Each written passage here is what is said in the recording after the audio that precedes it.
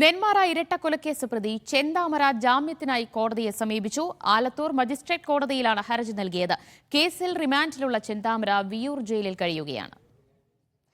T Nandagopal വിവരങ്ങൾ നൽകും. നന്ദു, എന്താണ് ജാമ്യാപേക്ഷയിൽ ചെന്താമര ചൂണ്ടിക്കാട്ടുന്നത്?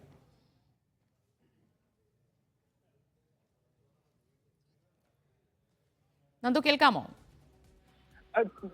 കഴിഞ്ഞ ദിവസമാണ് ഇത്തരത്തിൽ ചെന്താമരയുമായി ബന്ധപ്പെട്ട് ആലത്തൂർ കോടതിയിൽ രഹസ്യമൊഴി രേഖപ്പെടുത്തുന്നതിന് വേണ്ടി കൊണ്ടുപോയിട്ടുണ്ടായിരുന്നത്. പക്ഷെ അന്ന് രഹസ്യമൊഴി തരാൻ തയ്യാറല്ല എന്ന് ചെന്താമര പറയുകയായിരുന്നു. അഭിഭാഷകനുമായി നടത്തിയ ഒരു ചർച്ചയ്ക്ക് ശേഷമാണ് ചെന്താമര പെട്ടെന്ന് നിലപാട് മാറ്റുകയും ചെയ്തത്. ഏതായാലും അതിനുശേഷം ഇപ്പോൾ ജാമ്യാപേക്ഷയ്ക്ക് കൂടി തയ്യാറെടുക്കുകയാണ്. ജാമ്യാപേക്ഷ കൂടെ നൽകിയിരിക്കുകയാണ് ചെന്താമര. ഇതിൽ ഏറ്റവും പ്രധാനപ്പെട്ട കാര്യം തനിക്കിനി രക്ഷപ്പെടേണ്ട 100 വർഷം വേണമെങ്കിലും തനിക്കിനി രക്ഷപ്പെടേണ്ട 100 വർഷം വേണമെങ്കിലും തന്നെ ശിക്ഷിച്ചോളൂ, താൻ തെറ്റ് ചെയ്തിട്ടുണ്ട് എന്നുൾപ്പെടെ പറഞ്ഞ ചെന്താമരയാണ് പൊടുന്നനെ ഇത്തരത്തിലൊരു മനം മാറ്റത്തിലേക്ക് എത്തിയിരിക്കുന്നത്. അപ്പോൾ അഭിഭാഷകനുമായി നടത്തിയ ചർച്ചയ്ക്ക് ശേഷമാണ് ഇത്തരത്തിലൊരു തീരുമാനത്തിലേക്കൊക്കെ എത്തിയത് എന്നുള്ളത് വേണം മനസ്സിലാക്കാൻ. പ്രത്യേകിച്ചും അന്ന് ആലത്തൂർ കോടതിയിൽ രഹസ്യമൊഴി രേഖപ്പെടുത്താൻ എത്തിയപ്പോഴും ആദ്യഘട്ടത്തിലൊക്കെ രക്ഷപ്പെടണമെന്നില്ല, ശിക്ഷിച്ചോളൂ എന്നൊക്കെ പറഞ്ഞ ചെന്താമരയാണ് അഭിഭാഷകനുമായി നടത്തിയ കൂടിക്കാഴ്ചയ്ക്ക് ശേഷം ഇത്തരം ഒരു തീരുമാനത്തിലേക്ക് എത്തിയത്. ഏതായാലും അഭിഭാഷകനായ ജേക്കബ് മാത്യു മുഖേനയാണ്